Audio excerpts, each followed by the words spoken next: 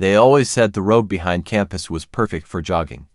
Wide pavement, crisp hillside air, and a slope that eased just enough to make the effort feel earned. It wound quietly behind the university, a hidden artery linking faculty buildings, skirting the noisy main road, bordered by soft lights on one side, and dense, undisturbed woods on the other.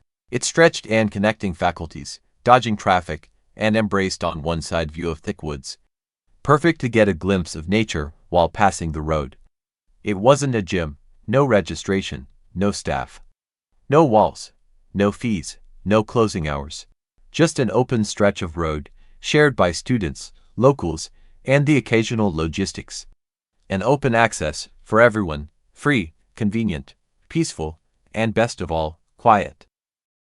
I wish I had known then. If I had known what that quiet really meant, I would have taken the other option, because on that road, around dusk, you're never really jogging alone. I was a freshman, 2 weeks into campus life. Still figuring out schedules, lectures, and how not to look lost in the cafeteria. Adjusting to new schedule, new routines, and trying to stay fit as a way to decompress from the pressure of it all. Jogging at dusk became my way to breathe. Classes usually ended around 4. I'd wait for the campus to quiet down, sip a late coffee from the vending machine, then lace up and hit the road around 5:30.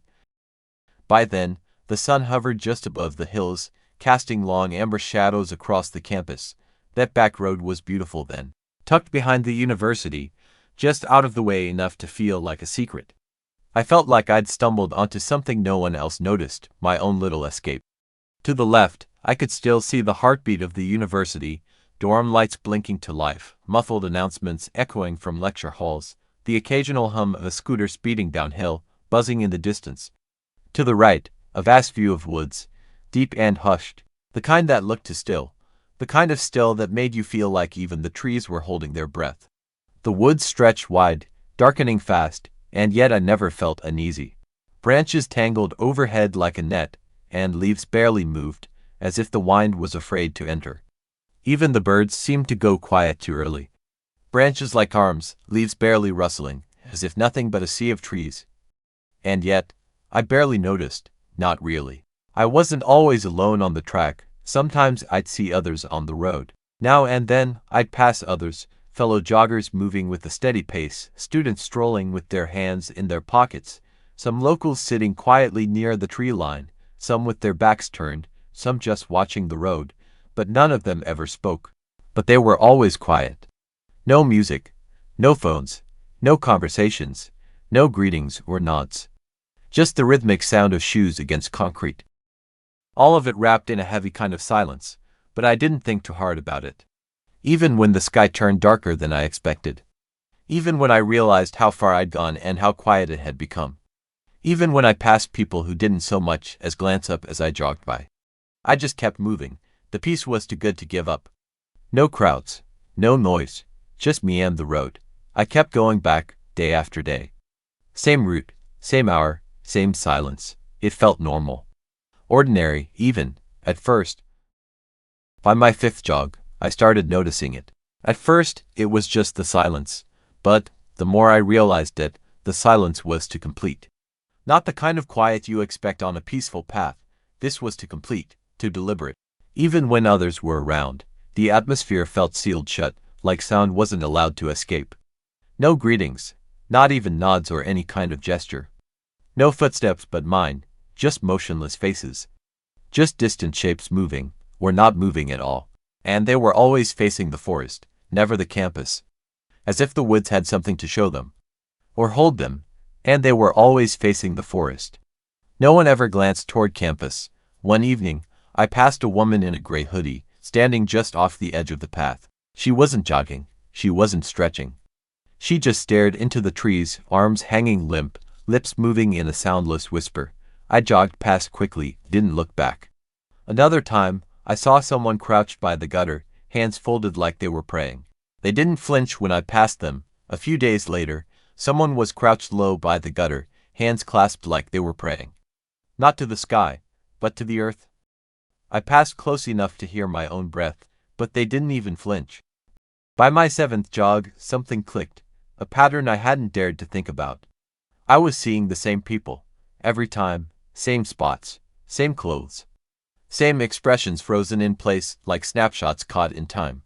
That's when I started really watching. And when I stared at them too long, they stared back, not casually, not curiously, directly. Their heads would turn, slow, delayed, like it took them effort just to notice me.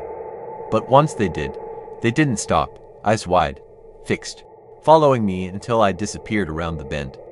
And even then, I could feel it, their gaze, sticking to my back like a cold mist. I told myself it was nothing, just regular people, just coincidence. But each night I returned, my pulse quickened before my feet ever did. Something was wrong with that road. With the ones who used it, with the ones who watched. And still, I kept going back. Even when I knew better, even when dusk crept earlier. Even when the shadows deepened, because part of me was waiting. To see if they'd do more than watch. I couldn't take it anymore. The eyes, the silence, the feeling that I was never jogging alone. One evening, after a restless dinner, I brought it up casually to one of the seniors I'd grown close to, James, a third-year engineering student known for his sarcastic takes and steady calm. We were seated in the canteen, surrounded by the usual hum of student life. I expected a laugh, a scoff. Instead, he went completely still. I didn't expect him to go quiet. He set down his coffee, looked straight at me. "You jog around the back road?" I nodded. "Yeah, around dusk." He didn't answer right away. He leaned in, voice dropping low, lower than necessary, as if someone nearby might be listening. "Don't," he said. "That road's old. Way before the campus expanded. Locals used to call it the Grieving Road. The forest beside it used to be a spot for people who didn't want to be found." A chill slid across my skin. "You mean?" I wanted to say the word but afraid to do so. He nodded, like he knew the rest about my thought. I wanted to ask more, but he interrupted. "They say that grief, it doesn't go away, even if the university builds over it. Even if the pavement's new, it just seeps into whatever comes next." I swallowed hard. "So what about the people I see? What about the quiet ones?" He looked at me like he didn't want to answer, but he did. "If you pass that road and you see something strange, someone standing still, staring, whispering to the trees, don't interact, don't stare, don't wonder. Just jog like you don't see them." I started to speak, but he cut me off. "If all of them notice you noticing them, they might not want to grieve alone. You're lucky. Some people jogged once and never went back, not by choice. If they notice you noticing them, they might not want to grieve alone." I stared at him. And he added, almost as an afterthought, but not really. "Some never came out, others were found days later, hanging from the trees." It got so common, the locals stopped talking about it. Just avoided the road when the sky turned orange. The one who lost chose to go back. Something followed them home. The sound of laughter from the next table felt suddenly out of place. I felt sick. Doesn't matter if the road's been paved or the university expanded. When you pass that road and see something strange, something standing still, staring, whispering, it's the best to mind your own business. The next evening, James offered to jog with me. "Just to see if they're active tonight," he said with a dry laugh. We started just before dusk. The road was bathed in a golden hush, the kind of light that made everything seem softer than it should be. Shadows stretched thin across the pavement, and the woods on our right shimmered in amber gloom. Just a few students behind us, their footsteps distant and rhythmic. A motorbike zipped past in the far-off main road. Birds chirped lazily overhead, but then, all at once, the woods fell silent. No footsteps, no one else on the road, not a breeze. Not a bird, not even the faint rustle of leaves. The temperature dipped. I felt it first in my fingers, a sudden, sticky cold like the air before a storm. James slowed, so did I. The street lamps hadn't turned on yet, but a grayness began to pull between the trees, not darkness, but a washed-out, unnatural haze that made everything look aged. We passed by a figure kneeling by the trees, head bowed low, hands resting flat on her knees, motionless, like a statue carved out of dusk itself. I kept jogging. My stride faltered. I turned slightly to get a better look. "Don't." James's voice cut in sharp, just above a whisper.